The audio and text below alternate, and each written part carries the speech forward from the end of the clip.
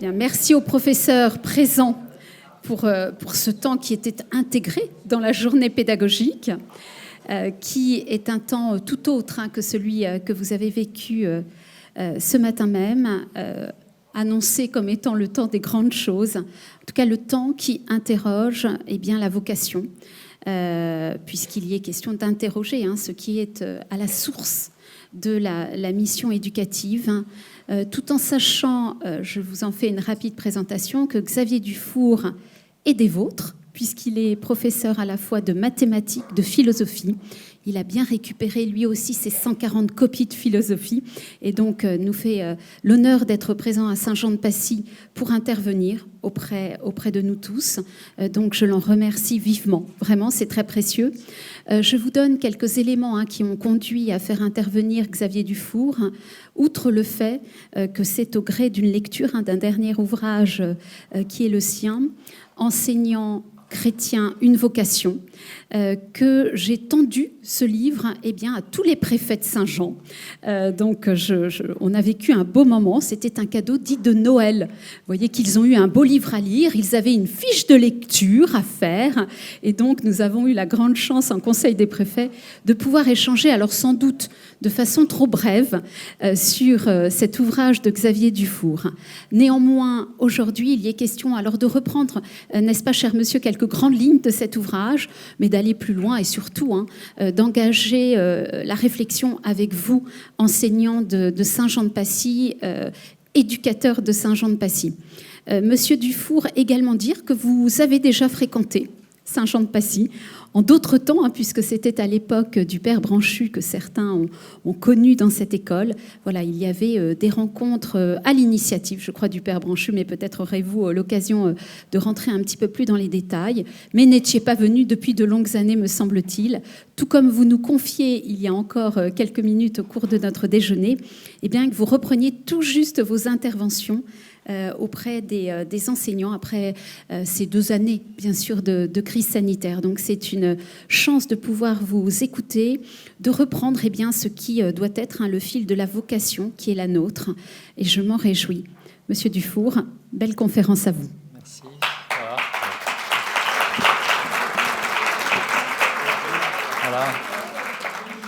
Voilà, merci, chère madame. Vous me mettez dans une grande confusion. Je me sens doublement illégitime de vous parler, d'abord parce que je suis un collègue parmi des collègues, et donc on se demande pourquoi j'aurais davantage voix au chapitre que certains parmi vous qui ont certainement beaucoup de choses à m'apporter.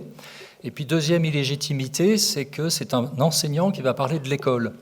Or, vous avez sans doute remarqué qu'en France, tout le monde parle de l'école, tout le monde a le droit de parler de l'école, tout le monde a un avis à donner, sauf les enseignants. On n'imagine guère un ministre qui viendrait interroger des enseignants sur les bien-fondés de la dernière réforme, ou bien qui interrogerait les enseignants avant de faire une réforme. Enfin, ce serait tout de même un petit peu scandaleux, quoi. Alors je me dis, après tout, puisque un enseignant peut parler, même si c'est à des enseignants et pas au ministre, profitons-en en cette fin d'année qui a certainement été une année un petit peu lourde pour les uns et pour les autres.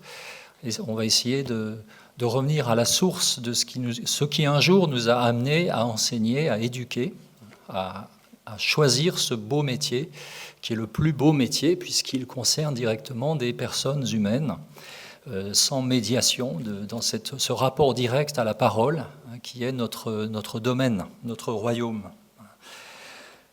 Alors, je crois qu'il faut que je me présente un tout petit peu. Alors, non pas moi, mais le lieu d'où je viens. Donc, je suis enseignant chez les Maristes à Lyon depuis 33 ans, école où j'ai fait moi-même mes études. Donc, vous voyez, je suis quelqu'un d'assez fidèle, mais je suis loin d'être le seul dans cette école. Les Maristes, c'est un gros établissement de 5 sites. Alors, 3 sites sur la colline de Fourvière, qui est le lieu où les pères maristes ont fondé cette école à la fin du 19e siècle. Donc voilà, un lycée avec classe prépa, un collège dans un immense parc de 7 hectares, parce qu'à Lyon, on a la possibilité d'être en pleine ville et dans un parc de 7 hectares, c'est un peu une chance. Et puis un post-bac en dehors des prépas, avec des BTS, des bachelors, une espèce de petite faculté libre, niché sur la colline de Fourvière. Et puis nous avons 2 annexes, donc une très grosse annexe dans le Nord-Isère, à La Verpillière, donc 1700 élèves, de la maternelle jusqu'au bac. Et puis nous venons d'ouvrir un lycée, donc ça c'est une bonne nouvelle, nous venons d'ouvrir un lycée dans une périphérie est de Lyon, à Mézieux, tout près du grand stade de l'OL, mais je ne ferai pas d'autres allusions au foot, je vous rassure tout de suite. À Mézieux donc, et à la rentrée prochaine, ouvriront les classes de première. On a ouvert 5 secondes en septembre dernier, et à l'ouverture des classes de première, on va franchir la barre des 5000 élèves. Donc ça fait évidemment un ensemble très vaste, avec des enjeux d'unité qui sont assez aigus, hein, comme partout finalement. Mais je dis cela parce que la notion d'unité va, je crois, un petit peu traverser tout ce que je voudrais partager avec vous. Voilà. Alors, Marguerite Léna, qui est certainement quelqu'un dont vous connaissez au moins le nom, hein, nous dit que si on travaille dans un établissement, disons, confessionnel ou un établissement à vocation chrétienne, il nous est donné d'unir comme 3 brins en une seule corde. Ces 3 brins, c'est enseigner, éduquer et évangéliser. Alors, évangéliser, je le prendrai en un sens assez souple, parce que parmi nous, certains ne sont pas croyants, et c'est tout à fait légitime, mais disons ouvrir au questionnement spirituel. Pour faire simple, je dis évangéliser, enseigner, évangéliser, éduquer. Mais le plus important, c'est que ces 3 activités, ces trois missions ne soient pas juxtaposées. Et en fait, dans nos esprits, elles sont très souvent juxtaposées. Qui c'est qui enseigne? Les profs. Qui c'est qui éduque? Les préfets, les adjoints de préfets. Bon. Et puis qui c'est qui évangélise? La pastorale, ici présente. Ben justement, ce n'est pas comme ça que ça devrait marcher. Parce que si ça marche comme ça signifie que l'enfant n'est pas respecté dans son unité. Hein, il est en quelque sorte saucissonné. Bon, je viens de Lyon, pardon, pour la métaphore qui n'est pas terrible. Il est partagé entre des activités, des lieux différents, des personnes différentes, alors qu'en réalité, l'enjeu, c'est l'enjeu de l'unité de la personne de l'enfant. Voyez, voilà. Et donc, quand on est enseignant, on est éducateur. Et si un enseignant, d'ailleurs, qui ne veut pas être éducateur, c'est un mauvais éducateur, mais c'est un éducateur quand même. Voilà. Et quand on est enseignant et éducateur, quelque chose de l'éveil de l'esprit, quelque chose de l'appel spirituel se joue aussi. Voilà pourquoi notre appel, c'est d'être simultanément dans ces 3 dimensions, donc enseignement, éducation et évangélisation, ouverture à la question spirituelle. Or, ce qui va être le témoignage de l'unité, ce qui va permettre à cette unité de se faire chez nos jeunes, chez nos élèves, c'est notre propre unité. Et vous voyez que là, on est renvoyé aussitôt non plus à la vie de l'élève, mais à la nôtre, à notre vie intérieure. C'est-à-dire, est-ce qu'en nous faisons l'unité entre le rapport à la connaissance, notre vie intellectuelle, notre travail sur les disciplines, entre notre rapport à autrui, le rapport éducatif, c'est un rapport à l'autre, qui est toujours un face-à-face un peu délicat. J'en parlerai un petit peu plus tard. Vous savez bien, les élèves nous renvoient ce que nous sommes en miroir. Et puis parfois, le miroir est un petit peu sévère. Et donc c'est toujours un peu compliqué d'avoir ce rapport éducatif. Et on se rend compte, enfin moi en tout cas, c'est une des choses dont j'ai pris conscience en écrivant le livre, d'ailleurs, c'est de dire qu'au fond, la plus grande partie de la tâche éducative, c'est un travail sur soi-même. Et on le voit bien dans cette relation éducative qui est parfois compliquée. Voilà. Et puis, où en sommes-nous de notre vie spirituelle, où en sommes-nous de notre questionnement sur le sens, sur la vocation de l'homme, au fond, sur la destinée de nos élèves et la nôtre. Donc, un travail sur nous-mêmes, un travail individuel à faire, mais aussi un travail communautaire, collectif. Nous sommes dans une institution scolaire. Vous êtes des personnes qui avez choisi, ou pas choisi d'ailleurs, d'être ici. Vous n'avez pas forcément choisi vos collègues. Et nous voilà en équipe à devoir accompagner des croissances de jeunes. Et donc, l'enjeu de l'unité, c'est aussi l'enjeu de l'unité de la communauté éducative. Plus des jeunes se sentent dans une communauté unie, par des liens de complicité, ils voient des professeurs se chahuter ensemble, être à l'aise, plus l'enfant sent qu'il y a une cohérence éducative. Alors, du coup, j'ai prévu de façon très peu originale de diviser mon propos en 3 temps. Enseigner, premier temps. Deuxième temps, éduquer. Troisième temps, évangéliser, vous l'aurez compris. Mais dans la logique de ce que je viens de dire, ces 3 temps vont s'interpénétrer complètement. Donc vous saurez nécessairement plus bien où vous allez vous en trouver dans un petit moment. C'est tout à fait normal. Bon. Donc premièrement, premier temps, cette mission d'enseignement. Alors enseigner, on pourrait dire, et sans vouloir se payer de formule, mais on pourrait dire qu'enseigner, c'est susciter le goût de la vérité, susciter le désir, l'amour du vrai, de la recherche du vrai. Alors nous sommes des enseignants de disciplines scolaires. Et au fond, quel regard nous portons sur les disciplines scolaires? Qu'est-ce que c'est que les disciplines scolaires? Nous pouvons avoir un regard très aplatissant qui les regarde comme des espèces d'étapes, comme des espèces d'obstacles à franchir, de cases à cocher, pour que l'enfant puisse passer d'une classe à la suivante, intégrer une bonne formation et se couler dans une petite place, une petite alvéole sociale, si possible, bien considérée. Donc voilà une vision de la transmission absolument atroce. Nous pouvons aussi avoir une vision opératoire de l'école, c'est-à-dire il faut que l'enfant apprenne à faire des choses à l'école, qu'il devienne un citoyen efficace, qu'il soit opératoire. Et donc là, c'est une conception très pragmatique à l'anglo-saxonne, qui d'ailleurs actuellement fonctionne un petit peu comme un modèle attractif. Mais à travers tout cela, est-ce que les disciplines scolaires ont un sens? Est-ce que ça a un sens d'apprendre l'anglais au collège? Est-ce que ça a un sens d'étudier Racine, alors que, comme vous le savez, ça ne sert à rien dans notre vie quotidienne, n'est-ce pas? Est-ce que ça a un sens de s'interroger sur la méthode expérimentale en physique ou de faire de la philo, ou que sais-je? Alors évidemment que nous devons être, et je suis sûr qu'à Saint-Jean c'est le cas, nous devons être des grands défenseurs de cette école du sens. Qu'est-ce que c'est qu'une discipline scolaire? C'est un regard porté sur le monde qui nous dit que le monde a une signification, qu'il y a des choses à comprendre. Voilà.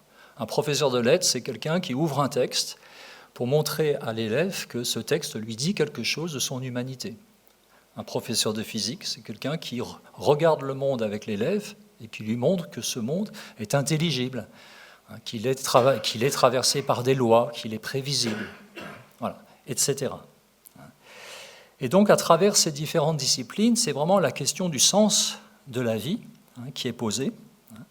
Et vous savez bien que toute la dignité de l'homme vient de son interrogation sur ce sens. Le meilleur élève, c'est évidemment le petit enfant de 4 ans qui, à chaque instant, demande « et pourquoi ci, et pourquoi ça, et pourquoi ci ?»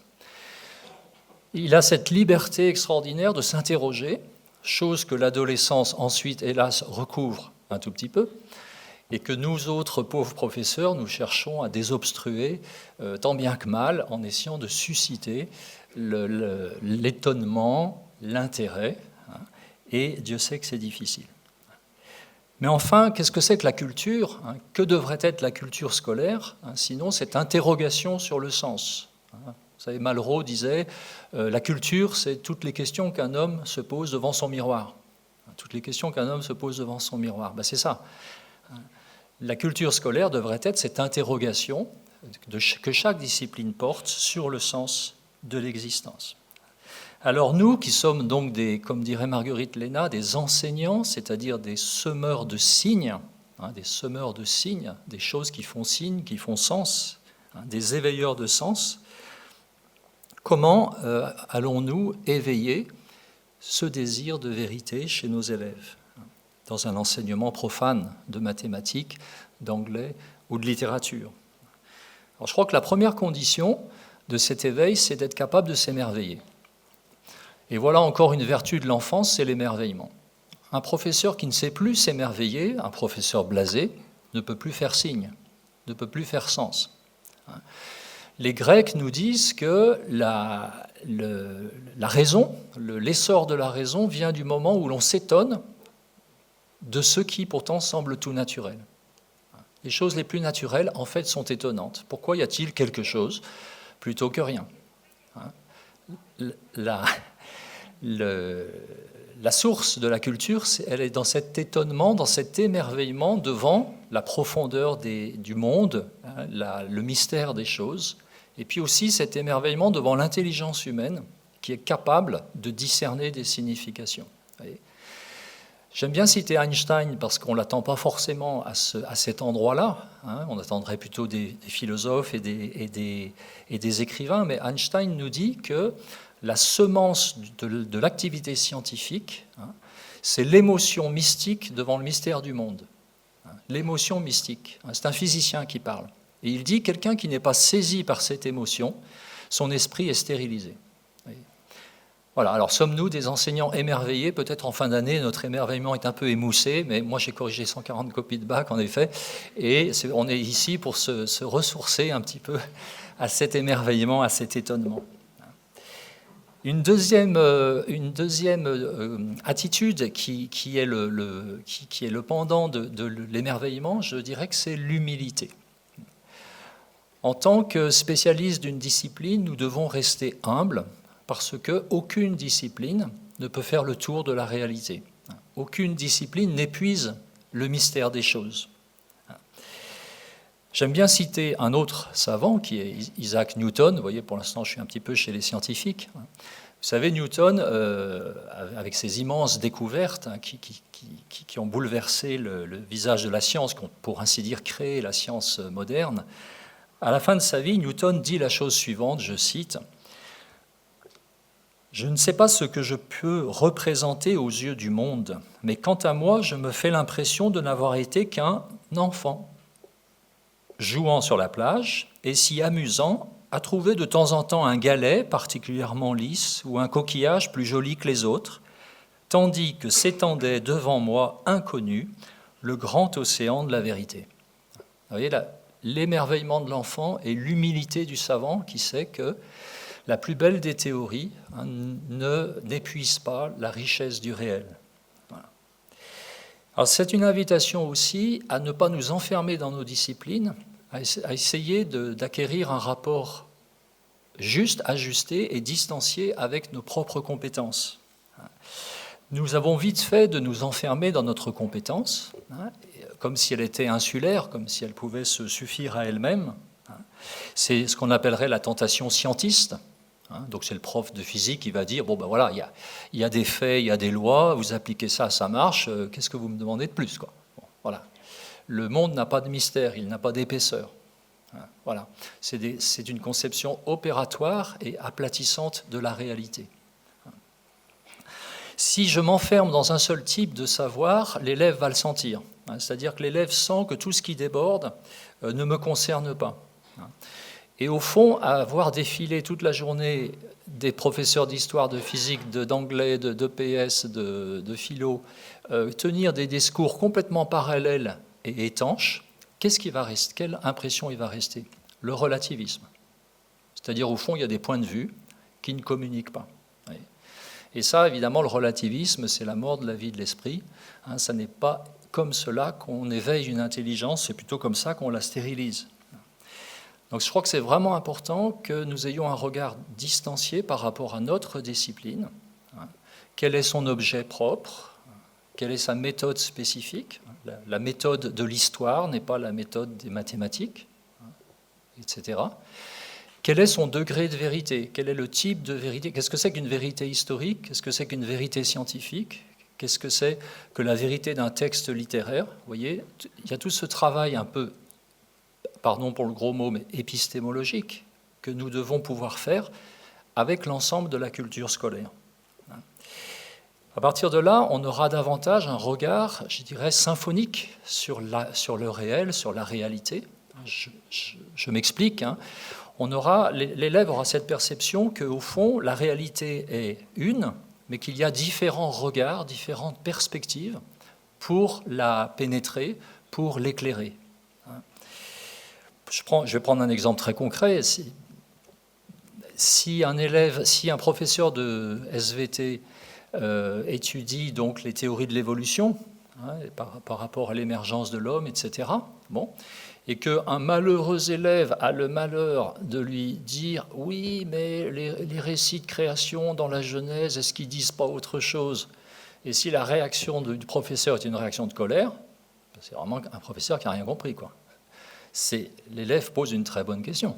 Il demande de mettre en perspective des regards qui sont des regards différents, qui ne sont pas nécessairement contradictoires, mais qui doivent justement se positionner les uns par rapport aux autres. Un bon professeur de SVT doit être capable de tenir un discours scientifique, mais à l'occasion de pouvoir tenir un discours philosophique, qui soit un discours éventuellement de mise en perspective de la vision scientifique, et pourquoi pas un discours théologique en expliquant que les récits de création donnent le sens de la création et non pas son scénario, ce qui est tout à fait en dehors de la perspective des récits bibliques. Et qu'au fond, toutes ces perspectives on peut ajouter la perspective aussi esthétique, le regard de l'artiste qui s'émerveille sur le monde. Toutes ces perspectives sont complémentaires, elles ne sont pas concurrentes. Et je pense que ce petit travail de mise en perspective, il est très facile à faire avec des élèves. Moi, je le fais souvent. Oui, parce que je n'ai pas dit, je suis professeur aussi de culture religieuse, qu'on a un cours spécifique assuré par des profs. Je le fais souvent avec des élèves de première, ils comprennent ça, mais très facilement.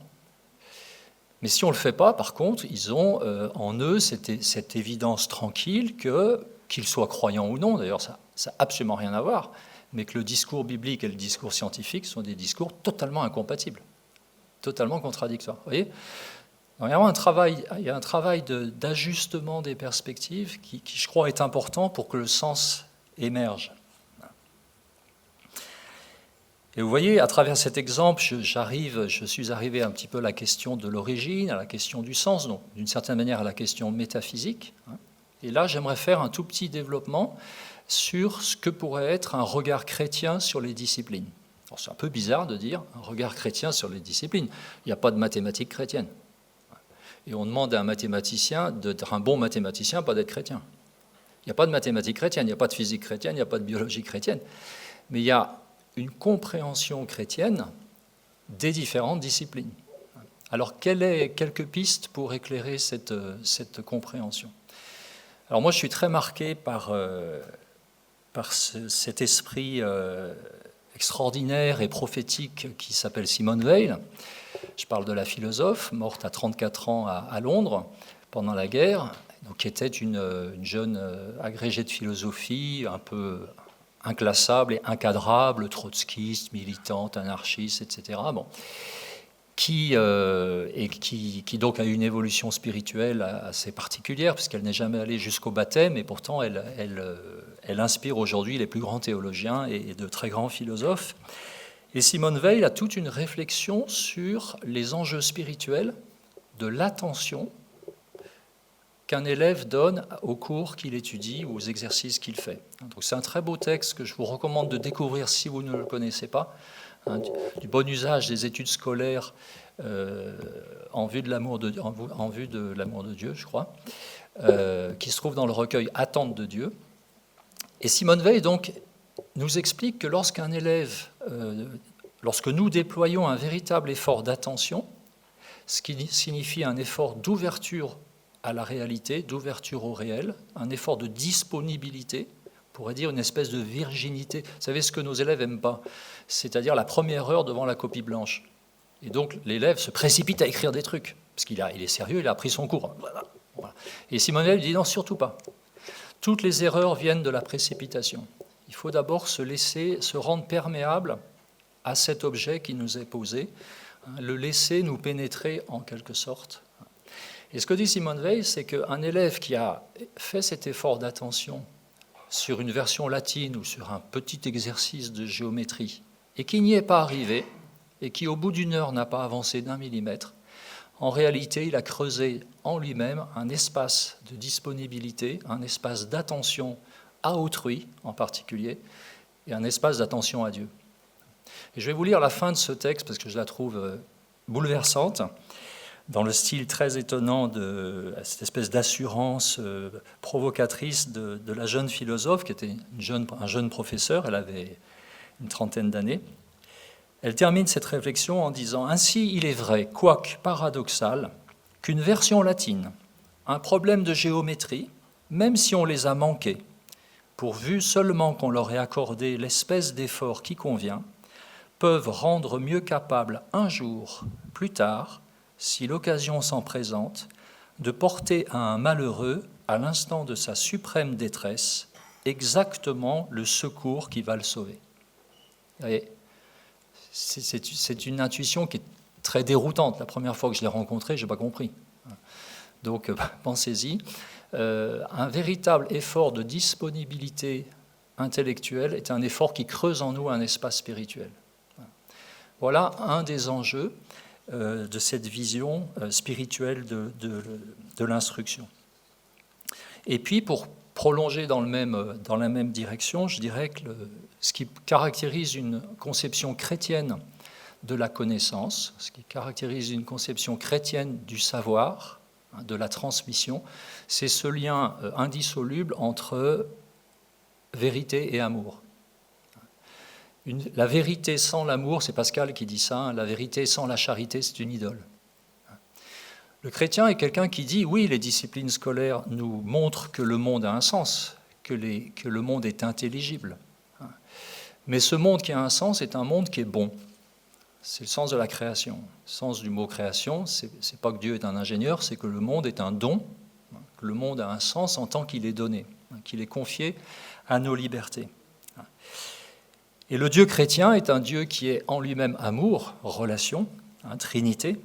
Et donc, si la création est un acte d'amour, elle porte nécessairement les traces de ce Dieu relation, de ce Dieu trinité. Et donc, partir à l'assaut de la connaissance, à la connaissance du réel, si on ne rencontre pas l'amour en chemin, c'est qu'on s'est trompé de chemin. L'amour est la vérité du réel, la vérité du monde et la vérité de l'existence humaine. Bossuet, donc le grand prédicateur du XVIIe siècle, le dit d'une manière très, très ramassée, un peu violente. Il dit « Malheur à la connaissance stérile qui ne se tourne point à aimer et se trahit elle-même. » Malheur à la connaissance stérile qui n'aboutit pas à aimer. Voyez. Quel est l'enjeu spirituel de cette intuition? C'est vraiment de nous mettre en garde contre la vaine prétention allée de l'intello. Celui qui agite des formules, qui agite de la culture, qui agite des références et qui gagne toujours au trivial poursuite.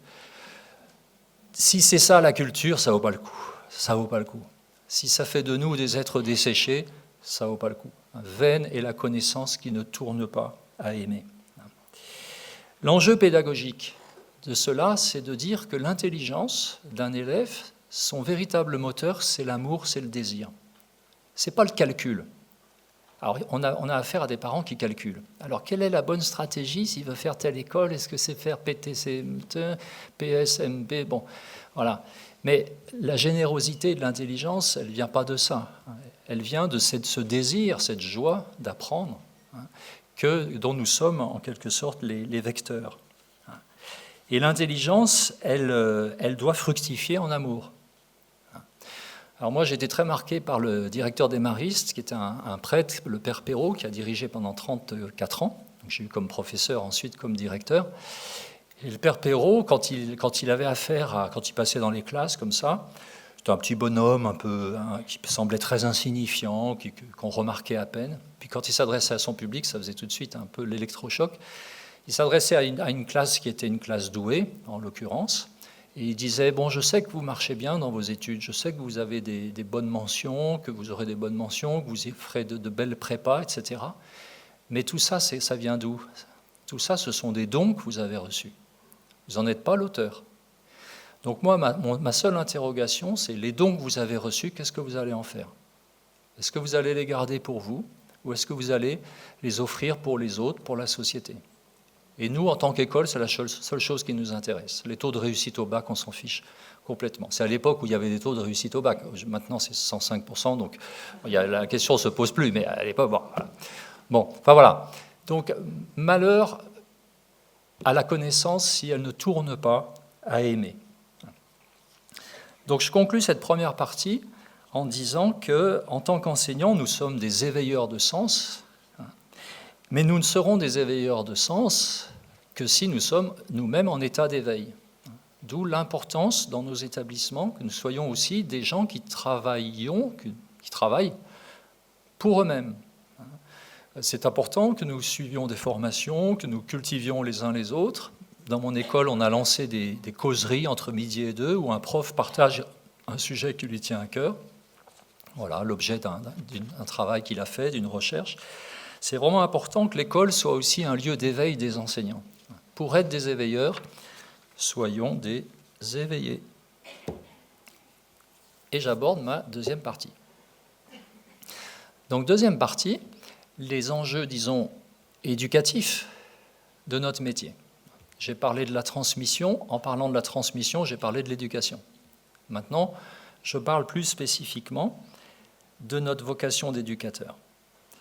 Alors, éduquer, on pourrait dire que c'est accompagner une liberté qui est en train de croître. C'est accompagner un processus assez mystérieux d'un être rationnel, d'un être qui est en train de découvrir ses propres virtualités, d'une façon souvent maladroite, hésitante, parfois blessée.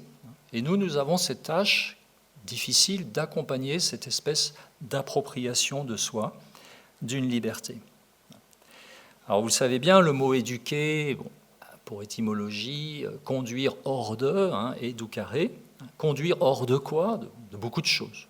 Des instincts égoïstes, des préjugés, des étroitesses d'esprit, des étroitesses de cœur, de la paresse, de tout cela. Mais conduire vers quoi? Conduire vers quoi? Est-ce que l'éducation, est-ce que le but de l'éducation, comme on disait au XIXe siècle, c'est de fabriquer des bons citoyens et accessoirement des bons chrétiens, si on était dans les écoles catholiques? Ce serait encore du travail à la chaîne, ce serait encore du dressage.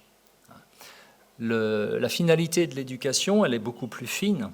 C'est vraiment de conduire une liberté, une âme, au seuil de sa propre profondeur, au point où elle est confiée à elle-même. Nous sommes des êtres libres, nous sommes confiés à nous-mêmes. Mais ça ne se fait pas tout seul. Il faut l'acte éducatif, il faut l'accompagnement d'un adulte qui prenne l'enfant en quelque sorte par la main pour le conduire à devenir plus libre, plus responsable. L'éducateur, c'est celui qui dit à l'enfant, ta vie a un prix, ta vie a un enjeu. Tu ne peux pas faire n'importe quoi de ta vie a un sens, mais c'est à toi de le découvrir. Ce n'est pas moi qui peux te l'imposer. Et donc on est dans une situation tout à fait délicate. Et c'est là qu'est le fondement de l'autorité. Donc quelques mots sur cette question de l'autorité, non pas pour délivrer des recettes évidemment, mais plutôt pour en percevoir les enjeux anthropologiques, disons. L'autorité, c'est une relation un peu paradoxale, puisque c'est une relation qui est dissymétrique. Il y a l'éducateur, il y a l'éduqué, mais c'est une relation dont le but est d'abolir la dissymétrie. C'est qu'un jour, l'éduqué ne soit plus éduqué, mais soit en situation lui-même d'être un éducateur. L'autorité, c'est ce paradoxe que je dois conduire une liberté, mais parfois par des moyens qui sont coercitifs. Ne soyons pas angéliques. Il y a des horaires, il y a des règles, il y a des interdits, voilà. Et néanmoins, toutes ces règles, tous ces interdits, toutes ces sanctions ne visent qu'à une chose, c'est à faire grandir, émerger une liberté. Voilà qui est délicat. Sur quoi repose l'autorité du professeur? Sur 3 pieds, en quelque sorte. Un tabouret a besoin d'au moins 3 pieds. Donc l'autorité du professeur, elle repose d'abord sur l'institution, qui lui a confié une mission précise. Donc c'est l'autorité d'institution. Il y a l'autorité, évidemment, qui lui vient de sa compétence. Il enseigne les mathématiques parce qu'il a appris un peu de mathématiques. Et puis le troisième pied de ce trépied, c'est l'autorité, disons, on va dire, de charisme ou de personnalité, ce par quoi une personnalité arrive à nouer un rapport équilibré, serein, un rapport de bienveillance, un rapport d'exigence aussi, dans un équilibre qui est toujours un peu compliqué. Et vous savez bien qu'on est toujours en train de basculer, alors soit du côté de l'autoritarisme, c'est-à-dire l'autorité qui, en quelque sorte, s'impose et de manière indiscutable et de manière finalement coercitive. Le laxisme, qui est une erreur symétrique, qui consiste à refuser la relation d'autorité, mais qui en général va passer par des détours psycho-affectifs un petit peu troubles, et donc ça ne vaut pas mieux que l'autoritarisme. Et puis, il y a la logique du contrat, alors, qui est une espèce d'illusion de la société démocratique plaquée sur le monde scolaire, où on dit on va négocier avec l'élève et on va finir par trouver un compromis, quoi. Bon, c'est une autre forme d'illusion, pour pas trop schématiser. Comment l'éducateur véritablement éduque? Comment l'éducateur peut être celui qui m'entraîne à aller plus loin? Il est d'abord, je dirais, ce qui est d'abord éducatif, c'est la discipline elle-même qu'il enseigne. Je parle des enseignants ici, pardon. Comment l'enseignant éduque-t-il? Un enseignant, il enseigne une discipline, et vous avez remarqué que le mot discipline inclut l'idée de règles, de méthodes, d'un savoir-faire à acquérir, d'erreurs à ne pas commettre, et en réalité, l'exigence d'une discipline est éducatrice. Il ne faut pas d'abord chercher en dehors de la discipline ce qui est éducatif, c'est déjà dans la discipline. Un élève qui a compris que ça valait le coup pour sa démonstration mathématique de la rédiger, de l'expliquer, de la justifier, il est entré dans une discipline, il est entré dans un effort sur lui-même, il a clarifié sa pensée, il s'est en quelque sorte auto-éduqué. Les disciplines sont éducatives. Je ne sais pas si je suis très clair là. Ça va? C'est bon? Ben voilà. Parce que parfois on l'oublie. Voyez, et voilà. C'est Peggy qui disait, Peggy qui regardait sa mère rempailler les chaises, puisque tel était son métier, et elle disait « J'ai appris l'amour du geste bien fait en regardant ma mère ». Il n'y avait pas un coin de la chaise, même les endroits que personne ne verrait, qui n'étaient pas faits à la perfection. Rempailler une chaise, c'est un exercice, c'est une discipline, c'est un exercice éducatif. Il en va de même de nos disciplines scolaires. Ensuite, bien sûr, l'enseignant est éducateur par sa relation à ses élèves, par une relation à la fois au groupe et une relation à la fois qui s'efforce au sein du groupe, informe, chaotique, mimétique, d'extraire et de rejoindre les personnalités diverses. Et la première chose qui est éducative dans ce rapport au groupe, peut-être on ne le dit pas assez non plus, mais ce sont les attitudes les plus banales, les plus prosaïques, tous ces petits gestes, ces comportements de l'enseignant dans l'ordinaire de son métier. En fait, il faut être ordinaire. Alors à l'UFM, on nous explique qu'il faut être extraordinaire. Faut de l'écran partout, de l'événement, il faut que ça bouge, il faut que ça pète. Bon, en fait, c'est dans l'ordinaire qu'on éduque. Voilà. Un prof qui est toujours en retard, c'est un prof qui délivre un message parfaitement clair aux élèves, qui comprennent très vite. La ponctualité n'est pas quelque chose de très important. Si ce n'est pas quelque chose de très important, c'est que le cours n'est pas quelque chose de très important. Voilà, donc là, je dirais le prof, il est éducateur par d'abord sa ponctualité, par sa manière d'organiser son tableau. Vous voyez, je suis dans le concret. Par sa manière de corriger des copies, par le type d'annotation qu'il met, par ses déambulations dans la classe, sa manière de regarder les élèves, sa manière de les écouter aussi. Et c'est toujours à travers le plus ordinaire que se joue le plus profond de l'éducation. Et bien entendu, je vais au plus profond maintenant, c'est à travers le type de regard qu'il pose sur chaque enfant, sur chaque jeune, c'est-à-dire un regard d'espérance et un regard qui aime. Alors, on est toujours très gêné quand on dit le professeur doit aimer les élèves. Bon, doit aimer ses élèves. Bon. Alors, à la rigueur, le professeur ne doit pas chercher à être aimé. Je l'accorde. Mais un professeur qui n'aime pas ses élèves, je pense qu'il y a quand même un problème quelque part. Là, il me semble que le moteur même de notre travail, c'est que nous avons envie que des élèves et des enfants grandissent, s'épanouissent, deviennent des hommes. Si je ne les aime pas, pour le coup, ils vont le sentir. Alors Don Bosco, qui est quand même le modèle des éducateurs, Don Bosco dit plus, il dit « il ne suffit pas que vous aimiez vos élèves, il faut qu'ils le comprennent. C'est-à-dire il faut que vous puissiez leur faire comprendre. » C'est toujours par des choses extrêmement banales.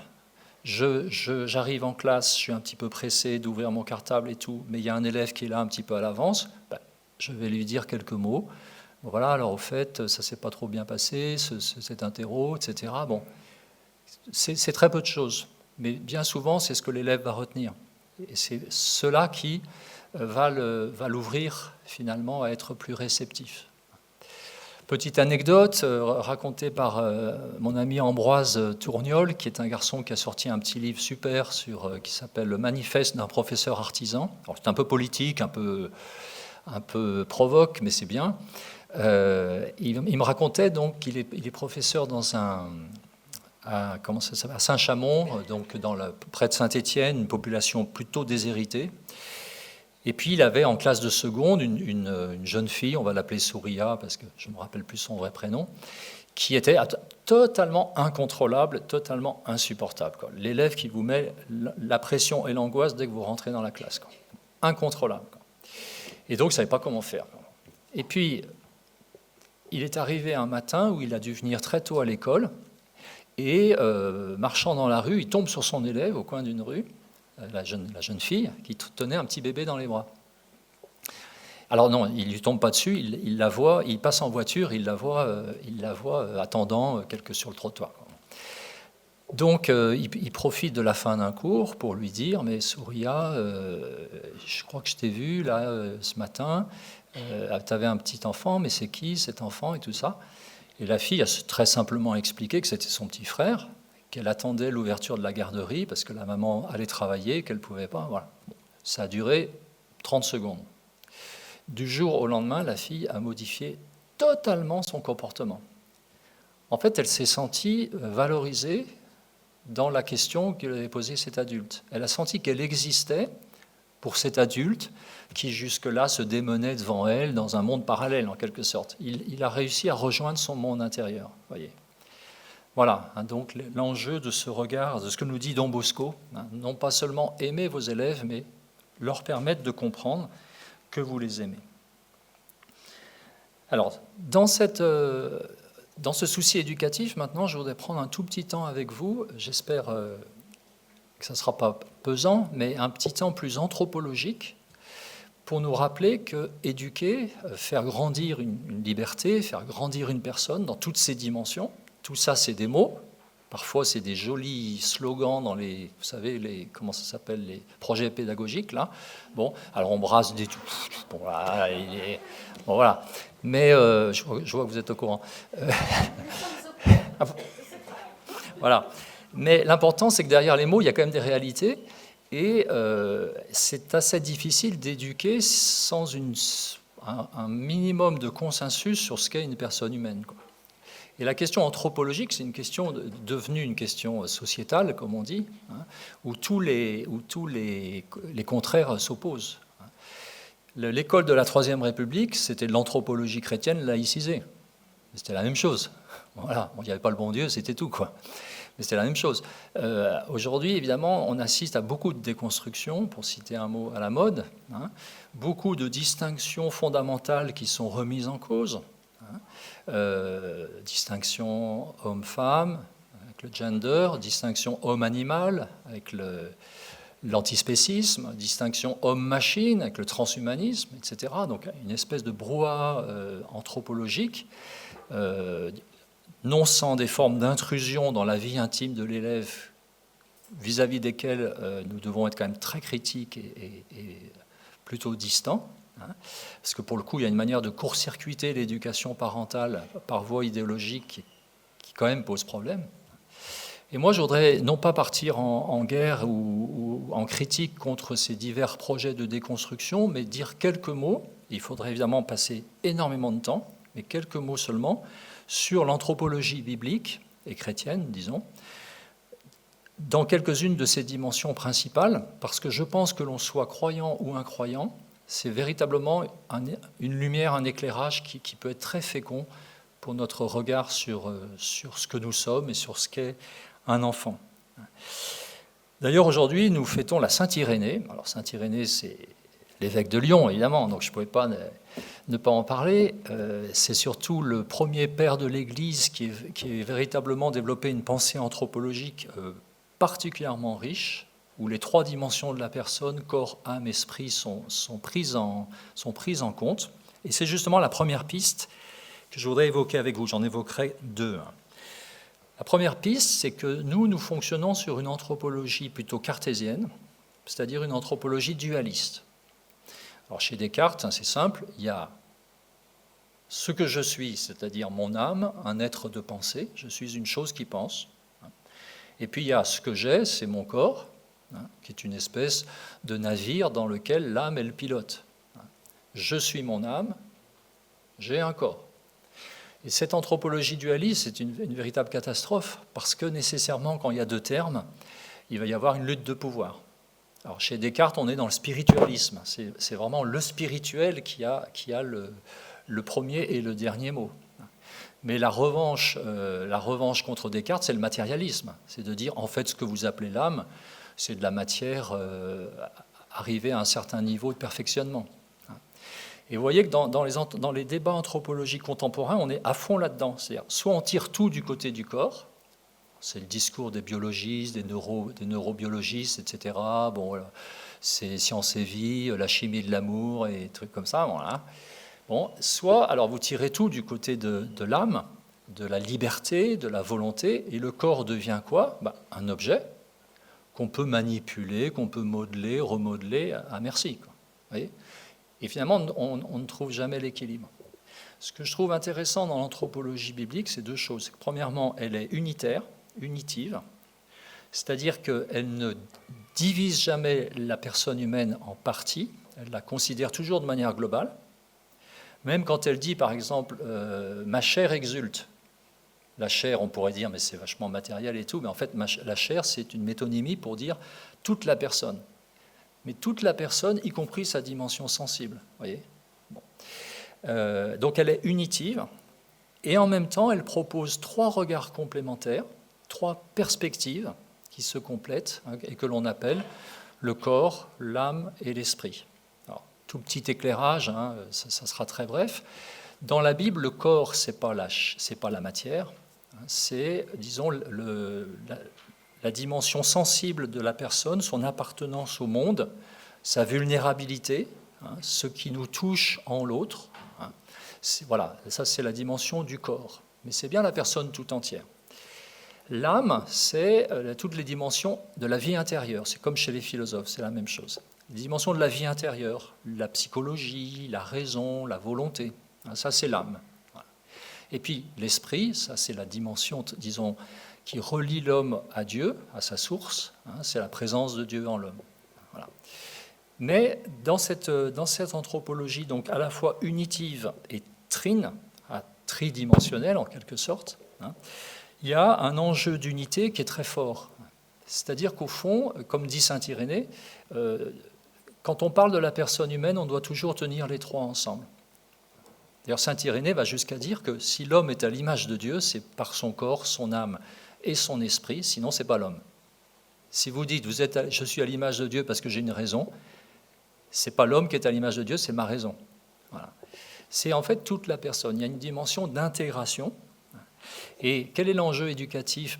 Vous le percevez bien, c'est que nous autres professeurs, évidemment, nous sommes dans l'intellectuel, nous sommes dans le rationnel, dans la raison. Mais la raison, elle est incarnée. La raison, elle s'incarne dans une psychologie. Vous savez très bien qu'il y a certains moments dans la vie d'un élève où, aussi intelligent soit-il, il ne peut être en situation de comprendre, de réfléchir, parce que la psychologie s'agite. Bon. Et puis, cette psychologie s'incarne aussi dans un corps, avec ses émotions, avec ses pulsions, avec ses sollicitations. Donc cette anthropologie biblique, je le dis évidemment beaucoup trop vite, mais offre une lecture plus unitive de ce que sont nos élèves.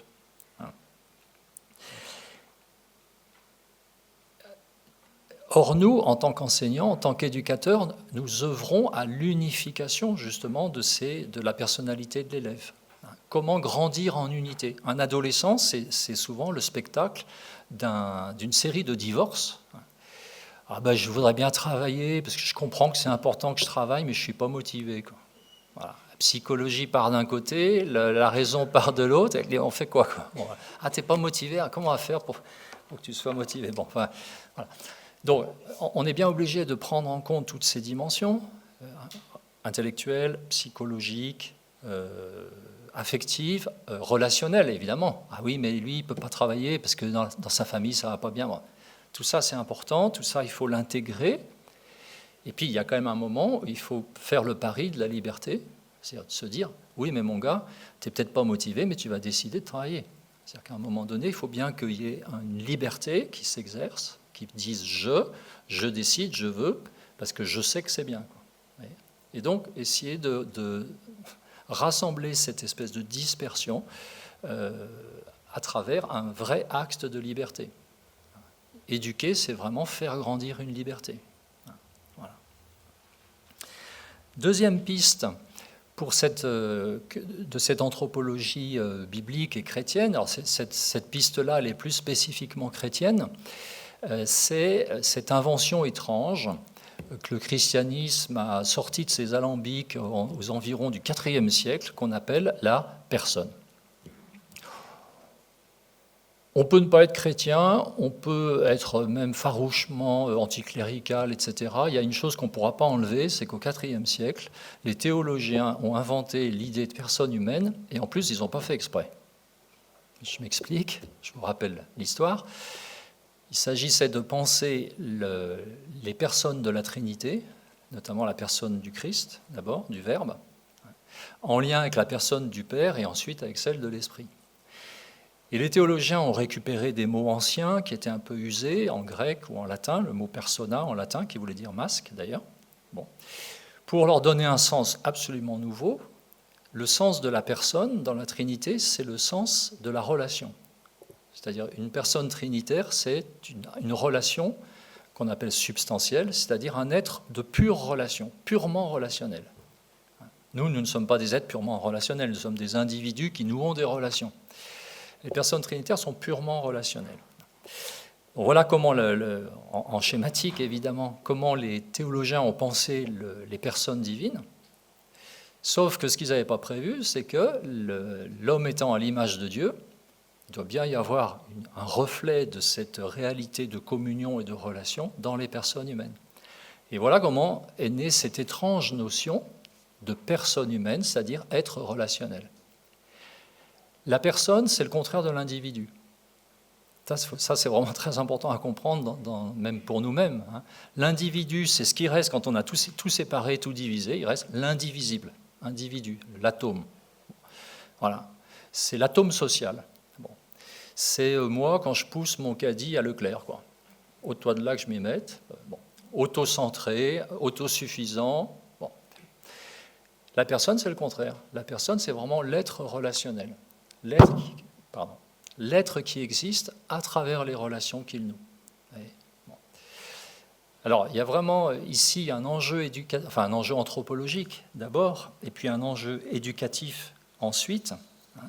C'est-à-dire qu'au fond, nous ne sommes pas là pour former des individus.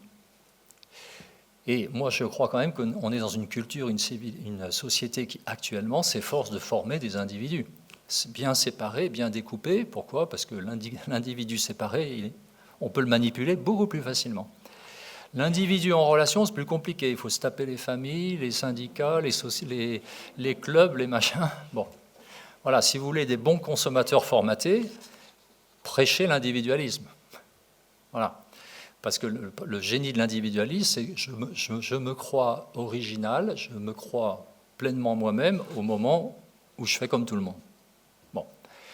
La personne, c'est autre chose. La personne, c'est vraiment l'être en relation, c'est l'être en communion.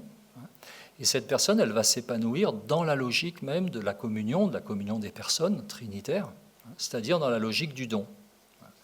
Je me reçois d'autrui et je me donne à autrui, et ma liberté s'accomplit dans le don, dans l'amour.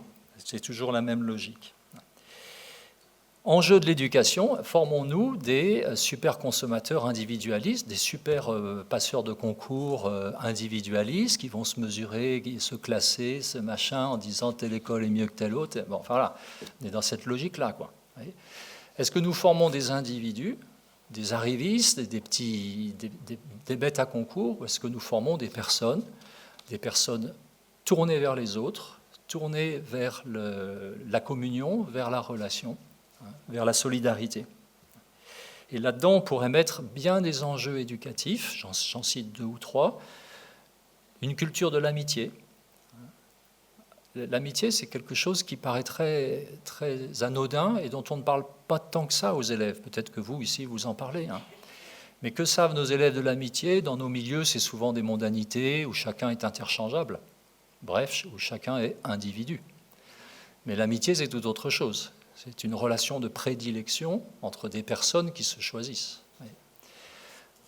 Formation à l'amitié, formation à l'amour, à la formation affective et sexuelle. Alors là, évidemment, c'est un champ immense et compliqué, avec toutes les dissociations contre lesquelles il faudrait lutter, notamment entre la sexualité et l'amour. C'est important de dire à l'élève comment les deux s'imbriquent, parce que c'est ce qu'il désire entendre, en fait, même si le discours consumériste leur dit souvent le contraire. Donc formation à la vie affective et sexuelle, et finalement, j'en parlerai un petit peu plus tard, au fond, cette anthropologie chrétienne qui est une anthropologie du don, qui s'accomplit dans le don, c'est une anthropologie qui doit nous ouvrir à une pédagogie du don. Et donc, on pourra y réfléchir dans un petit instant.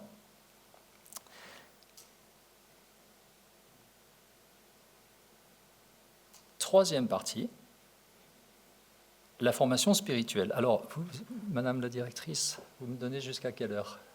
Je vais essayer un quart d'heure.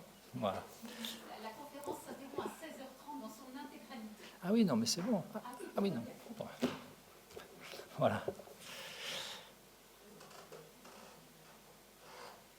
Pour conclure ce que je disais sur l'anthropologie chrétienne, sur la vision chrétienne de l'homme, j'aimerais vous citer un philosophe chrétien qui s'appelle Jacques Maritain, qui dit dans un traité sur l'éducation: « Le don le plus précieux chez un éducateur est une sorte d'attention sacrée et aimante à l'identité mystérieuse de l'enfant. » Et attention à l'identité mystérieuse de l'enfant, laquelle est une réalité cachée qu'aucune technique ne peut atteindre. J'aime beaucoup cette citation parce qu'elle nous dit qu'il n'y a pas de science de l'éducation déjà. Bon, dommage pour elle. Il n'y a pas de science de l'éducation. Il y a un art éducatif. Mais vous voyez, cet art éducatif, il est extrêmement modeste. C'est-à-dire que je dois accompagner un être libre dont le mystère ultime m'échappe et m'échappera toujours. Ça ne m'appartient pas. Alors comment accompagner sans savoir ce qu'on accompagne? En réalité, c'est par nos attitudes que nous serons des éveilleurs de vie spirituelle ou bien des castrateurs de vie spirituelle, si je peux m'exprimer ainsi. Il y a vraiment une manière très pudique d'accompagner un jeune, un enfant, qui peut lui ouvrir le champ de la vie spirituelle ou au contraire lui fermer. Et de ce point de vue-là, bien des professeurs incroyants peuvent être de véritables catalyseurs de vie spirituelle par leur délicatesse, par la justesse de leur regard, par la justesse de leur attitude. Et avouons-le, parfois, nous autres chrétiens, je me mets dedans, nous pouvons être aussi maladroits, intrusifs, etc., sous prétexte de je suis catho, il faut que je m'engage. Vous voyez ? Donc l'accompagnement spirituel, voilà un art bien mystérieux, bien délicat, puisque seul Dieu connaît la destinée spirituelle, l'appel propre de chaque enfant. Cette formation spirituelle, donc, et je vais un petit peu revenir à ma première partie, elle se joue d'abord dans les disciplines scolaires. Tout à l'heure, j'ai beaucoup insisté sur le fait qu'une discipline scolaire, c'est toujours une ouverture au sens. Jean-Noël Dumont, qui était prof de philosophie chez nous, qui a créé le Collège supérieur, qui est un petit Bernardin à Lyon, avait dit une fois quelque chose que j'avais vraiment regardé comme une espèce de fil rouge. Il avait dit: on a un face-à-face entre des cultures fermées au spirituel et des spiritualités sans culture. C'est-à-dire, plus la culture se ferme à la question de Dieu, à la question de la finalité de l'homme, de sa vocation surnaturelle, plus elle fait l'impasse de ça, plus en face, par réaction, on va avoir des attitudes religieuses qui se crispent et qui finalement vont virer au fondamentalisme, par incapacité à rentrer en dialogue avec cette position contraire. Vous voyez, Moi, j'ai écrit un petit livre qui s'appelle « Dieu à l'école », où je renvoie dos à dos le laïcisme, qui est cette manière de dire les disciplines scolaires sont laïques, donc elles sont neutres, donc elles doivent exclure certaines choses. Drôle d'idée de la neutralité que d'exclure. Bon. Et d'un autre côté, le fondamentalisme qui consiste à dire dans la foi, pas de raison. Dans la foi, pas d'interrogation, les choses ne se discutent pas. Voyez ? Alors là, je suis ici pour essayer de réconcilier et de raccorder ces continents qui se tournent le dos. Peut-être à travers deux pistes rapides encore. D'abord, rappeler aux laïcistes que s'il veut enlever de la culture tout ce qui a une provenance spirituelle, il risque d'enlever vraiment beaucoup de choses. Vraiment beaucoup de choses. Et parce que les apports, bien sûr, de la tradition judéo-chrétienne sont innombrables dans la culture, au moins occidentale. J'ai parlé de la notion de personne, j'aurais pu parler de la notion de temps orienté. Le temps de l'histoire, on n'y pense pas assez souvent, mais le temps de l'histoire vient de la Bible. Le fait que l'histoire commence, progresse sans pouvoir revenir en arrière et s'accomplisse, l'histoire linéaire, voyez, c'est une idée biblique. Vous n'avez pas ça chez les Babyloniens, chez les Égyptiens, même pas chez les Grecs, où le mythe c'est pour vous réveiller, où le mythe du retour cyclique est présent. Le temps de l'histoire est inventé par la Bible, ce qui n'est pas rien. Mais on pourrait citer aussi beaucoup d'autres choses, l'autonomie de l'art, qui est née dans un contexte chrétien, en fait, notamment à la Renaissance, mais largement favorisée par les papes, Jules II et tous les autres, y compris même l'émergence de la science, même si elle a pu se faire dans la douleur à certains moments. Mais c'est tout de même dans cette culture façonnée par le christianisme que la démarche scientifique, dont vous connaissez les deux fondements, d'une part la possibilité d'expérimenter sur le monde, ça signifie d'interagir avec le monde. Si vous êtes dans une civilisation sacrale, vous n'interagissez pas avec le monde, si vous êtes dans le monde, il n'y a pas cette distance de l'expérimentation. Et puis le fait que le monde est intelligible, le monde est façonné par le verbe, par la parole. Et donc la quête scientifique, c'est une manière de faire parler en quelque sorte le monde. Ça, c'est né dans une culture judéo-chrétienne, et parfois je pousse même la provocation jusqu'à dire que l'athéisme est une invention biblique et chrétienne, puisque de fait l'athéisme comme courant d'idées est bien né dans cette civilisation-là, et ce n'est pas par hasard. C'est parce que seule l'anthropologie biblique parle de la liberté de l'homme, qui peut aller jusqu'à refuser Dieu, jusqu'à rejeter Dieu. D'ailleurs, tous les grands athées sont des fils de pasteurs, donc ça nous donne quand même une petite indication, n'est-ce pas? C'est une petite blague. Enfin, Nietzsche était fils de pasteur, quand même. Le plus grand de tous, notre maître. Voilà.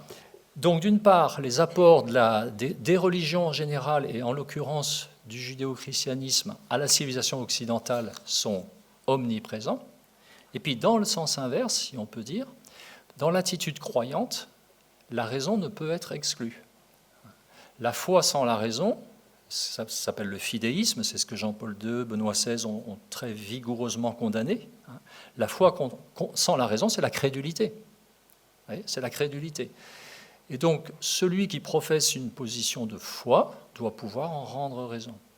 Et ça, c'est vraiment très important à faire comprendre à nos élèves, y compris, enfin surtout d'ailleurs les chrétiens, parce que souvent, là aussi, ils sont schizophréniques. C'est-à-dire, la semaine, on fait les disciplines scolaires, ça c'est du rationnel, et puis le dimanche, on va à la messe, ça tient chaud. Ah non, c'est pas possible. C'est pas possible. Si la foi sans la raison, ça n'est pas possible. Et donc, un professeur qui parle, par exemple, du christianisme ou d'une autre religion, s'il en parle de manière imprécise, de manière superficielle, de manière ironique ou au contraire de manière confessante, mais dans une espèce d'apologétique naïve, c'est un contre-témoignage parfait. L'effet est garanti. Donc, pourquoi je suis en train de plaider, j'espère ne pas être trop long, c'est de dire que l'école catholique doit vraiment avoir comme centre de gravité cette réconciliation entre la foi et la raison, ce dialogue entre la foi et la raison. Et que des enseignants croyants dialoguent avec des enseignants incroyants, ça fera du bien aux deux. Vous voyez, aux deux. Simone Veil, toujours la même, nous dit que l'athéisme permet aux croyants de purifier sa foi. Parce que les critiques de l'athéisme sont souvent des critiques vives, fines, pas toujours, fines. Elles mettent le doigt sur des ambiguïtés possibles, sur des idolâtries de la foi. Elle appelle ça l'athéisme purificateur. Voilà ce dialogue entre foi et raison que nous devrions mettre au cœur de nos préoccupations de transmission, de nos préoccupations scolaires. De ce point de vue-là, le lieu source de ce questionnement, c'est précisément la Bible, la culture biblique que les catholiques ont si peu, entretiennent si peu. Pourquoi une vraie culture biblique est une culture qui, nous sensibilise aux débats les plus profonds de la culture. En clair, pourquoi les Juifs, qui n'ont jamais dépassé 15 millions de personnes, ont toujours été aux avant-postes de la philosophie, de la psychologie, de la littérature, de la science, ils sont partout, quoi. Parce que c'est des esprits qui interrogent le texte. À 13 ans, quand vous faites votre bar mitzvah, on vous demande de commenter le texte biblique et de critiquer la lecture du rabbi machin, qui a lui-même à critiquer la lecture de l'autre rabbin, etc. Et donc, vous avez une espèce de mécanique de l'interprétation, du débat, de la confrontation des thèses, qui est, du point de vue intellectuel, extraordinairement stimulante. La Bible, les profs de lettres le savent, c'est 70 livres écrits dans des genres littéraires extrêmement variés. Donc, pour pouvoir comprendre la Bible, il faut connaître les règles du genre. On ne lit pas des récits de création comme on lit une parabole, comme on lit un texte apocalyptique, comme on lit un psaume, comme on lit un texte de sagesse. Donc ça nous oblige à rentrer dans une intelligence du texte. Alors moi je rêve que les petits catholiques, quand ils font leur confirmation, on les envoie au micro en disant « tu vas commenter le texte du jour ». Ça serait intéressant, ça les ferait bosser un peu, et leurs parents aussi. Mais enfin voilà. Vous voyez, cette culture de l'interprétation qui nous manque trop souvent. Il faut faire un groupe biblique à Saint-Jean-de-Passy. Et puis, d'autre part, la Bible, c'est le réceptacle des grandes passions humaines. Tout l'homme, dans sa splendeur et son horreur, est représenté. Il y a tout dans la Bible, il y a de la violence, c'est génial, il y en a plein. Comme dans Shakespeare, la Bible nous montre l'homme tel qu'il est. Et ça, c'est génial. Les rivalités entre frères, les grandes passions amoureuses, les grandes fautes des rois, etc. Tout y passe. La Bible est le contraire d'un conte de fées. Et donc cette incarnation anthropologique est véritablement source de culture aussi. Alors, je me hâte vers la fin. Comment la foi peut-elle inspirer notre regard et notre agir éducatif? Je l'ai déjà bien développé, mais je voudrais ajouter peut-être une touche particulière dans ce regard que l'éducateur a sur l'enfant, sur celui qui l'élève, qui l'éduque. Et moi, il y a un texte de pédagogie que je trouve absolument génial. Alors, il y a les dialogues socratiques, évidemment, mais il y en a beaucoup, puis c'est un peu long. Il y a un texte beaucoup plus court qu'on appelle souvent le récit de la Samaritaine. C'est donc l'histoire d'un rabbi du 1er siècle après Jésus-Christ qui rencontre au bord d'un puits une Samaritaine. Et vous connaissez peut-être ce texte, un dialogue s'instaure où le rabbi, Yeshua de Nazareth, s'adresse à cette femme en lui disant « Donne-moi à boire ». Et la femme dit « Sûrement pas, tu es un juif, moi je suis une Samaritaine, on n'est pas de la même obédience religieuse ». Et le Christ, le rabbi Yeshua, se met à lui parler d'une eau symbolique qu'elle porte en elle, mais qu'elle ne peut pas encore déployer. Il lui dit que lui, il lui porte cette eau vive, et que si elle peut l'acquérir, elle n'aura plus besoin de puiser au puits. Bref, il donne dans la symbolique à outrance. Elle ne comprend pas, et il y a un dialogue qui monte par paliers. Chaque fois, elle a un temps de retard, et chaque fois, elle s'élève, et elle finit par comprendre. Et à la fin, elle dit « Je sais qu'il y a un Messie qui doit venir, on ne sait pas trop où. » Bon. Et le Christ lui dit « C'est moi qui te parle, je le suis. » Voilà. Alors c'est un dialogue pédagogique génial parce qu'elle ressemble beaucoup à nos élèves. C'est-à-dire, elle comprend toujours, elle ne comprend pas, Puis après, elle comprend, mais avec un coup de retard, quoi. Voilà. Alors, il faut imiter le rabbi en question pour essayer de cette pédagogie, parce que c'est une pédagogie du désir, l'eau c'est le désir, et d'ailleurs il y a un moment où il va toucher du doigt ce qui obstrue la source du désir, qui est une situation affective abîmée. Bon, voilà. Et c'est d'ailleurs à partir de ce moment-là qu'elle commence à se dire, ce type-là, il est bon, quoi. Il a quelque chose à me dire. Oui.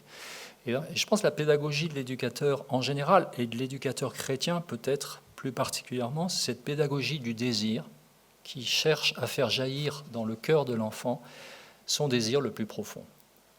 Finalement, quel est ton désir le plus profond? Qu'est-ce que tu recherches? Ah, je veux avoir des bonnes notes. Mais des bonnes notes pour faire quoi? Ah ben, bon, un bon métier. Un bon métier pour faire quoi? Ah ben, pour avoir une famille pour faire... La pédagogie du désir. Quel est le vœu le plus secret de ton cœur? Voilà le type de pédagogie que je vous invite à découvrir en relisant ce texte extraordinaire. Et vous voyez, cette pédagogie de la source profonde, c'est aussi une pédagogie du don, puisque la Samaritaine, la première chose qu'elle va faire une fois qu'elle a accédé à son désir, c'est qu'elle va aller le communiquer aux autres de son clan, aux Samaritains, en leur disant « Venez voir, j'ai peut-être rencontré le Messie ». C'est une pédagogie du don, de cette source qui se répand. Et on pourrait dire que dans nos établissements, si nous vivons vraiment de cette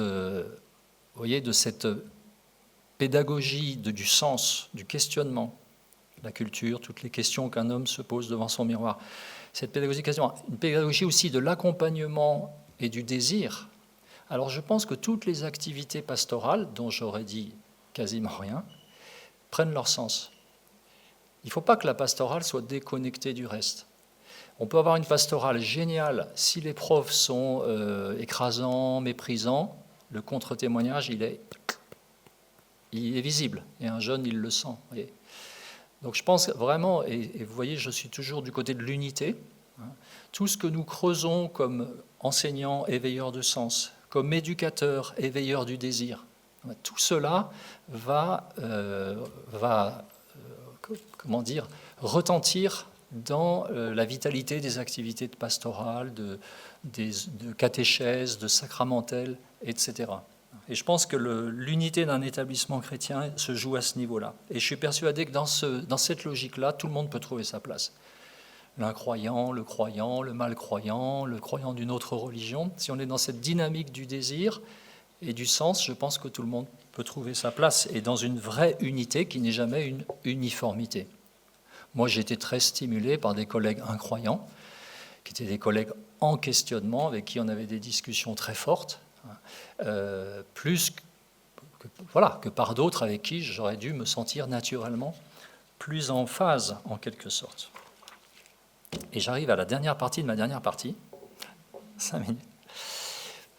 Parce que peut-être que ce que j'ai dit peut sembler un petit peu angélique, ou voilà, tout ça c'est bien, mais dans la réalité, nos élèves ils vont pas bien, ils sont cabossés,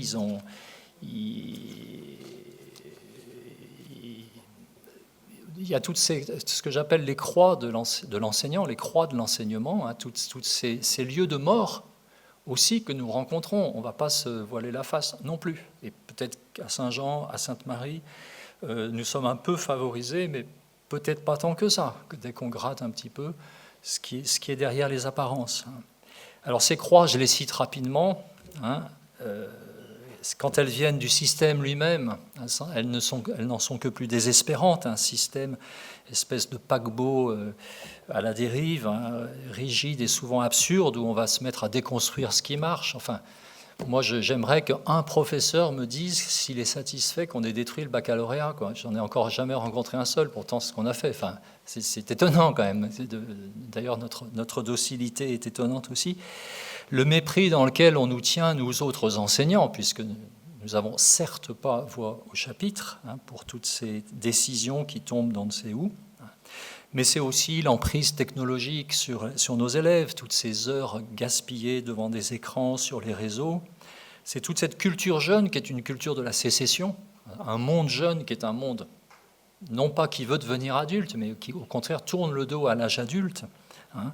Cette culture en surface hédoniste, mais en son fond très désespéré souvent. Ce sont les blessures individuelles, les blessures familiales.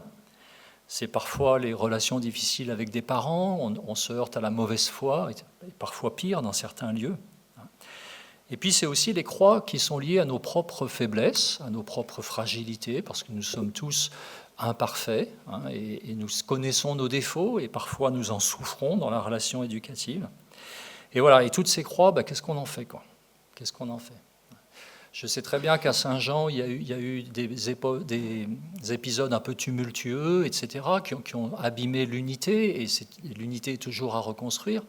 Nous, à Sainte-Marie, nous avons commencé l'année donc par un suicide à la Verpillière, donc pour vous dire la chose sobrement, donc un garçon qui était dépressif depuis longtemps, etc., mais le vendredi de la semaine de la rentrée s'est jeté sous un train devant ses camarades, devant ses professeurs et devant les usagers ordinaires de la gare, quoi.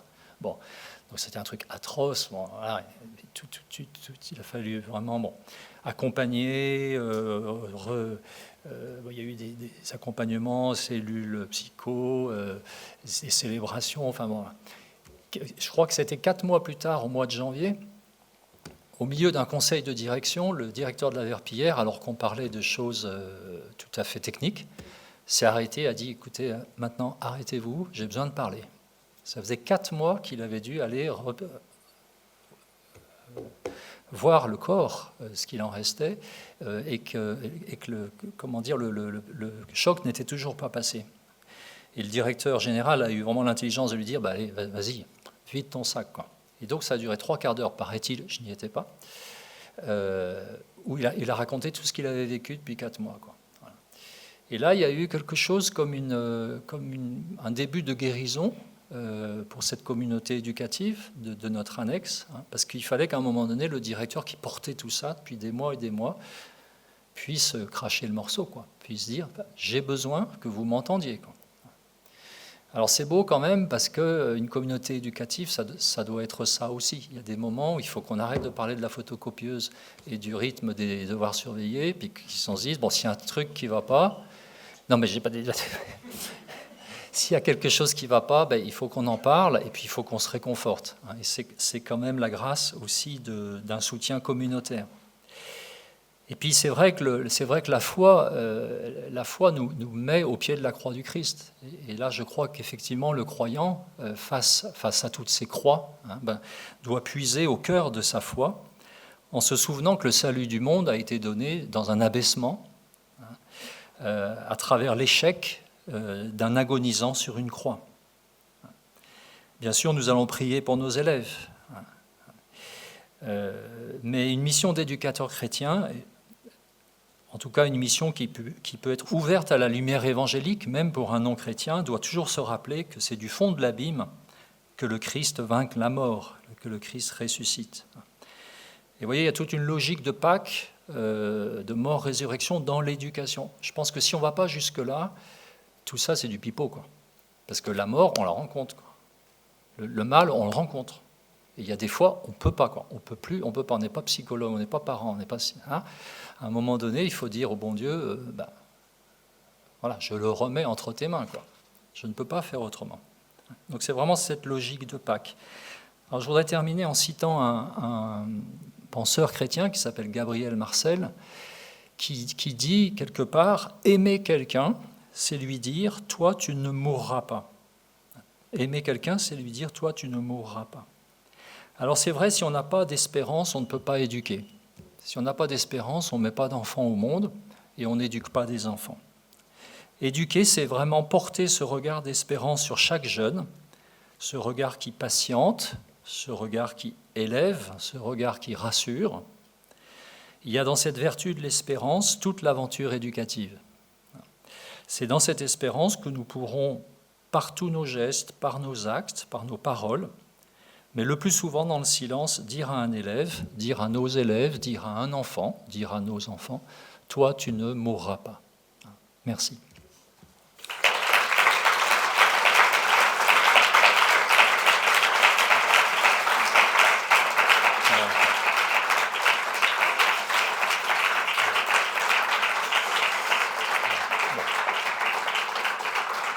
Alors, j'espère que je n'ai pas été trop long. Il y avait tellement d'autres choses à dire. Voilà, merci, il est difficile de reprendre. Nous sommes tout à l'écoute de ce que vous venez de nous transmettre. Peut-être certains d'entre vous souhaitent peut-être juste réagir, dire quelques mots à l'issue de votre intervention. J'ai 4 points. Je vais vous les livrer. Voilà, ils ne sont pas classés. Oui, 3, 4. Premier point, vous avez parlé de vocation d'éducateur. Qui appelle? Est-ce qu'on ne s'appelle pas soi-même, finalement? Deuxième point, vous avez indiqué un parcours avec la Samaritaine. Moi, ça m'a inspiré le côté faut-il être malheureux pour avoir du bonheur plus tard? Au sens où on soumet nos élèves à parfois des épreuves. D'ailleurs, ça porte parfois le nom d'épreuve. Et au final, quand vous aviez dit susciter le désir, oui, je fais ça, je vais avoir des notes, ceci, pour plus tard. Voilà, pour plus tard. Voilà. Donc, est-ce que parfois on doit passer effectivement par être malheureux pour être heureux plus tard? Voilà. Autre point. C'est déjà dense, oui. C'était au sujet des croix, en fait, parce que vous avez présenté en fait la croix comme finalement des choses lourdes à porter. Et j'ai une autre vision là-dessus, notamment quand justement la parole du Christ prend ta croix et suis-moi. En fait, la croix, c'est le signe de l'amour donné, en fait. Donc c'est pas forcément... Enfin, on a cette vision parfois de se dire on va prendre sa croix, ou c'est la croix et la bannière, là. Mais en fait, la croix, c'est quand même aussi d'abord et avant tout le signe de l'amour donné, l'amour total donné. Et prendre sa croix, voilà. Enfin, je voulais leur faire réagir là-dessus. Et puis le dernier point que je voulais partager avec vous, mais je suis en train de l'oublier peut-être. Alors, donc je vais m'arrêter à 3. Voilà. C'est déjà alors, pour ce qui est de votre troisième question, qui était plutôt une conviction, alors vraiment, je la partage, puis c'est vraiment le sens même de la croix, c'est-à-dire que il ne faut pas... La croix, c'est de l'amour donné, comme vous dites très bien, bien sûr. N'empêche qu'elle se vit à travers la passion, elle se vit à travers l'épreuve, et la foi, c'est peut-être cette grâce qu'on a dans cette passion, dans cette épreuve, de voir que l'amour est donné, quoi. Mais je ne peux être que d'accord avec ce que vous avez dit. Voilà. Alors, alors la Samaritaine, alors là, j'ai pas bien compris, pourquoi faut-il souffrir pour... Ça fait résonner en moi cette histoire qu'on remet à plus tard, en fait, quelque chose où on a un parcours de vie où on doit surmonter des obstacles, etc., etc. Et en fait, au bout du compte, on arrive souvent à une réponse où, en fait, ce qu'on va viser, c'est finalement le bonheur. Mais on voit que... Mais toujours repoussé à plus tard. Il n'y a pas toujours la parole qu'on est heureux maintenant, en fait. En fait, il y a l'idée de cette... voilà, on va souffrir un peu pour être en récompense, avoir une récompense, le bonheur plus tard. Alors c'est vraiment un point très juste que je développe justement dans le livre. Ça me fait penser à une élève qui, en terminale, a passé son année à passer des concours pour aller en Angleterre, etc. Donc elle n'était jamais là, pratiquement. Et puis, comme elle n'avait participé à aucune activité commune, incapable d'être présente même dans l'amitié avec ses camarades, j'ai fini par prendre un temps avec elle, puis lui dire, mais finalement, qu'est-ce que vous cherchez, quoi? Elle dit, ah ben, vous comprenez, si je vais en Angleterre, ensuite je pourrais faire une licence, mais alors après la licence, je pourrais faire... J'ai dit, mais j'ai oublié son prénom, ça remonte à pas mal d'années déjà. J'ai dit, mais à un moment donné, il faut quand même habiter le moment présent, quoi. Le moment présent, qui est le moment de la présence. Et c'est vrai qu'on est dans un étau, parce qu'en effet, il y a les programmes, il y a la hâte de faire tout ce que nous devons faire, la peur de perdre du temps. Mais il faut tout de même que nous nous disions quels sont les moments que nous ménageons pour prendre véritablement le temps d'habiter le présent, quoi. Voilà, et ça peut être justement un moment d'écoute, un moment de partage. Mais vous avez tout à fait raison. Tout nous pousse à la course d'obstacles, à la course de haies, quoi. Et le trajet d'un élève, ça serait des haies qu'il faut... Bon, voilà, faut qu'on arrive à sortir de ça. C'est très difficile parce que la société nous met vraiment dans cette logique. Et néanmoins, nous savons que le don, le présent, est fait dans le présent. C'est pour ça que le mot présent en français a 3 significations qu'il faut nouer. Le présent, c'est le moment actuel, mais c'est aussi le moment de la présence. Voilà, je peux être actuellement là, mais pas vraiment présent. Et puis c'est le don, c'est un don, quoi. Et donc ça, c'est vraiment une question qu'il faut que nous nous posions, c'est-à-dire à quel moment prenons-nous le temps de la présence. Moi, je suis bien d'accord. Oui, bien d'accord. Alors, après, il y avait la pédagogie... Ah oui, j'ai perdu mon papier. Il y avait la vocation. Alors, vous savez, le mot vocation a un sens, on va dire, spirituel, chrétien, on va dire, et puis un sens profane. C'est, voilà, typiquement l'exemple où un mot spirituel a pris une signification profane, quand on dit, ben voilà, cet homme, il avait vraiment la vocation d'être médecin. Bon, ça signifie quoi? Ça signifie qu'il a senti en lui un appel, quelque chose d'une certaine manière irrépressible, dont il a jugé de la validité au long de son parcours. J'étais vraiment appelé. Bon, mais qui m'a appelé? Là, c'est vraiment la liberté, justement, du sujet de mettre un nom sur ce qui ou de ne pas en mettre. Mais moi, je ne pense pas que quelqu'un qui éprouve cet appel puisse dire « c'est moi qui me le suis donné ». Ça, j'y crois pas du tout, quoi. Enfin, je pense que l'appel, on le reçoit. Maintenant, libre à chacun de dire qu'il le reçoit de Dieu, qu'il le reçoit peut-être de son milieu familial ou bien de son histoire personnelle.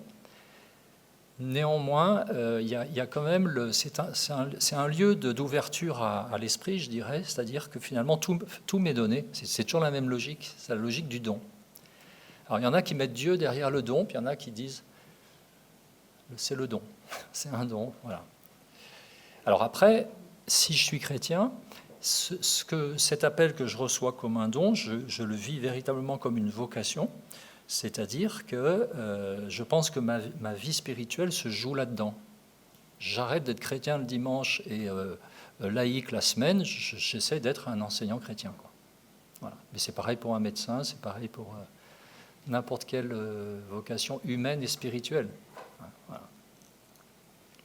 Bon. D'autres questions ?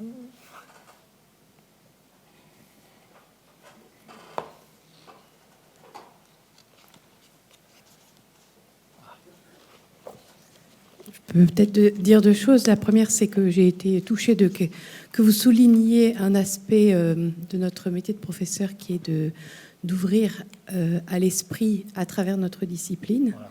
Parce que, en tout cas, pour avoir fait du caté aux élèves de terminale et être prof d'histoire en terminale, j'ai l'impression d'ouvrir plus à l'esprit en histoire qu'en caté, ou parce que pour eux, le caté, depuis 8 ans, en fait, voilà, ils ferment les écoutilles.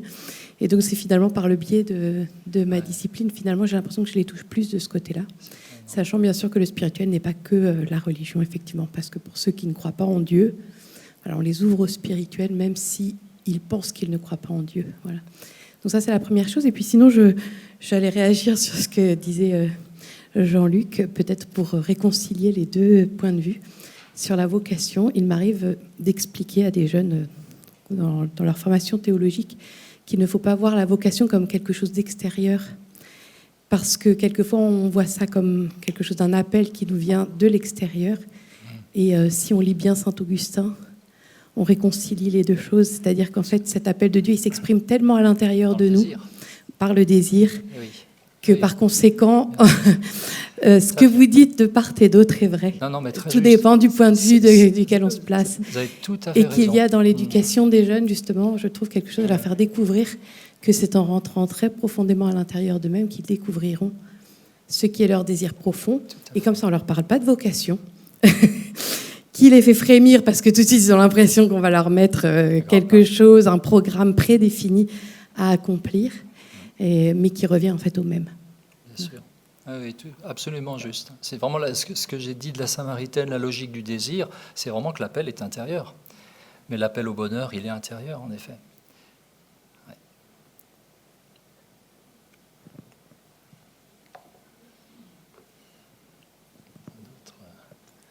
Monsieur Dufour, je crois que nous laissons la salle, évidemment, poursuivre cette réflexion que vous avez suggérée. Moi, je retiens, je me permets de vous le dire, et je n'entrerai pas plus en détail puisqu'il convient de reposer ces termes-là. En tout cas, je sais que cette pédagogie du don et cette pédagogie du désir a toujours été la conviction que je portais en tant qu'enseignante. C'est déjà ma première conviction. et puis que à Saint-Jean-de-Passy, nous interrogions. Cette générosité de l'intelligence me plaît. Voilà, et vous voyez que l'intervention de Xavier Dufour, vous l'aurez compris, qui vise à réconcilier, je me permets de le dire très ouvertement, importe en cette fin d'année scolaire. Donc je le remercie pour cela et pour tout ce que vous nous avez livré, toutes ces références que nous avons pour partir l'été, et ce qui doit évidemment être vécu dans l'intérieur de chaque enseignant de cette école, les nouveaux arrivants, il y en a peut-être encore cet après-midi, ceux qui sont là depuis de longues années, que nous arrivions tous à nous rejoindre dans cette unité profonde. Vraiment, c'est mon vœu le plus cher. Donc je vous remercie, monsieur, nous vous applaudissons très chaleureusement. Pardon, allez-y.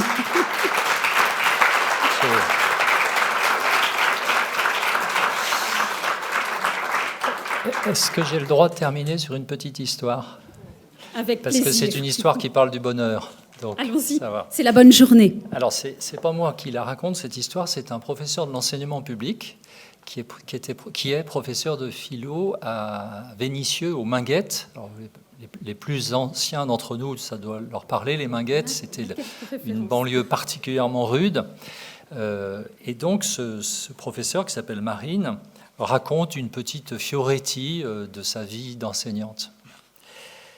Et comme ça, on pourra terminer là-dessus. Un de ces jours gris, à la fin d'un cours sur le bonheur, où j'avais à peu près oublié, je dois l'avouer, l'élan passionné qui m'avait fait choisir la philosophie, Mériel est venue me trouver. J'avais parlé du bonheur comme d'un sujet à traiter. Le bac blanc approche, il serait quand même temps de savoir formuler une problématique. Faut-il à tout prix chercher à être heureux ? Prenons la morale stoïcienne en première partie, la critique kantienne ensuite, pour déboucher avec Aristote, qui devait faire l'affaire en troisième partie. Cette élève m'a souvent frappé parce qu'elle a un regard attentif. C'est chose rare. « Madame, me dit-elle, attendant que ses camarades aient quitté la salle, vous êtes bien philosophe ? Je réponds comme à mon habitude que je suis surtout professeur de philosophie, mais qu'on ne peut être philosophe qu'en essayant de réfléchir par soi-même. Alors, madame, vous allez pouvoir me répondre. Êtes-vous heureuse ? Elle fixe son regard sur moi, attend de ma réponse la confirmation qu'elle n'espère pas en vain le bonheur. J'ai répondu oui à cette merveilleuse Mériel, et pas seulement parce que je ne pouvais pas la décevoir. Petite lueur des jours gris à l'approche de la Chandeleur, elle m'a rappelé que j'avais choisi la philosophie pour me laisser interpeller par la vérité que je cherchais et non pas pour faire des plans de dissertation. Voilà.